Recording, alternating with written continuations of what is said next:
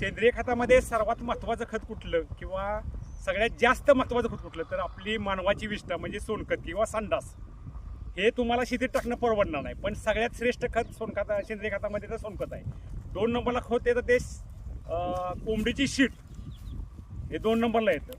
3 नंबरला येतं हिरवळीची खतं. 4 नंबरला येतं मेंढपाळ खत म्हणजे तुम्ही लेंडीयुक्त खत म्हणा. आणि 5 नंबरला येतं ते तुम्हाला पाठीमागे दिसतं का, इकडे तो व्हिडिओ त्या पाठीमागे शेतात बघा शेणखत टाकलेलं आहे, ते 5 नंबरला येतं. 6 नंबरला मग ह्याच्यामध्ये 5 नंबरला तुम्हाला शेणखत सांगितलं.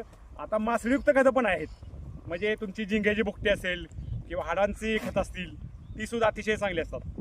पण हे मेंढपाळांचं खत कसं असतं की मेंढी तुम्ही आज वाडा जर एखाद्या वावरात बसवला तर तुम्ही मेंढरं संपल्या हे ताज्या लेंड्या पाहिजेत, त्यांचं मूत्र असं म्हणून मेंढपाळांचं खत अतिशय चांगलं उत्तम असतं आणि सगळ्यात स्वस्त खत मिळू शकतं. हे तुम्हाला मेंढपाळांचं खत काय आहे. आता तुम्हाला शेणाची ट्रॉली जर घ्यायची म्हटलं तर 4,500 रुपये.